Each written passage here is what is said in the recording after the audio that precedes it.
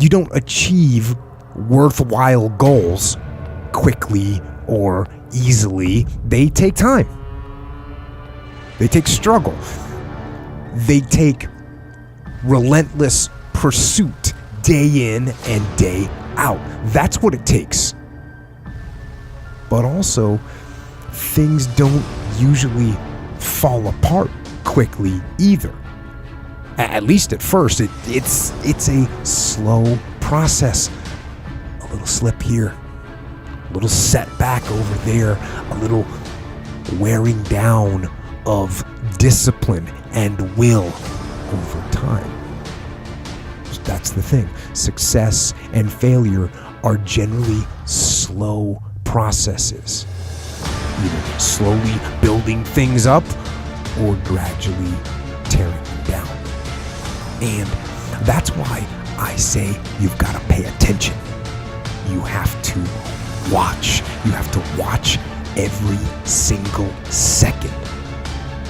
Because those seconds, they turn into minutes. And minutes turn into hours. And hours turn into days. And days turn into years. And so, that second that just went by, that counted. And so did that second. And so did that one.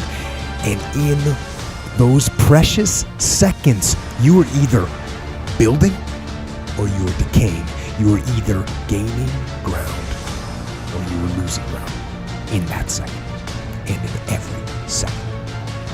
Every second counts. So make every second count. Well, you should be afraid of taking risks and pursuing something meaningful. But you should be more afraid of staying where you are if it's making you miserable. It's like the first thing you want to do is dispense with the idea that you get to have any permanent security outside of your ability to contend and adapt. It's the same issue with children. It's like you're paying a price by sitting there being miserable. You might say, well, the devil I know is better than the one I don't. It's like, don't be so sure of that. The clock is ticking. Yeah. And if you're miserable in your job now and you change nothing, in 5 years you'll be much more miserable and you'll be a lot older. It's a luxury to pursue what makes you happy. It's a moral obligation to pursue what you find meaningful. And that doesn't mean it's easy. You know, if you take people, and I've told you this, and you expose them voluntarily to things that they are avoiding and are afraid of, you know, that they know they need to overcome in order to meet their goals, their self-defined goals. If you can teach people to stand up in the face of the things they're afraid of, they get stronger.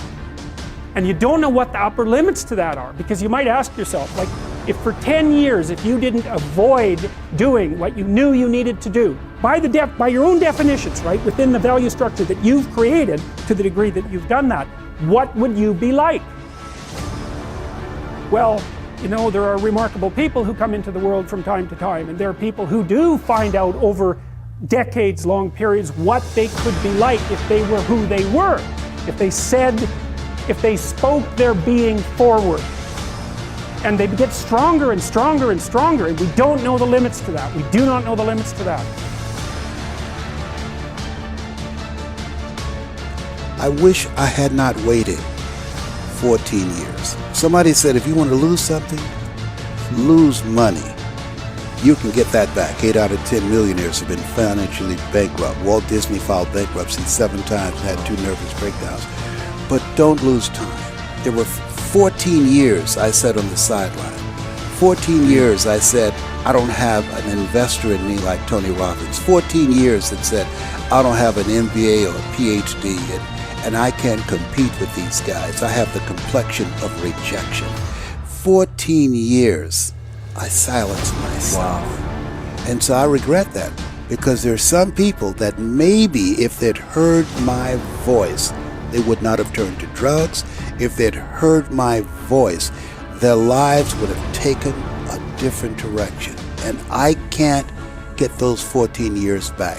That haunts me, and I think that drives me when I speak with such energy. I'm trying to make up for that time, but I can't.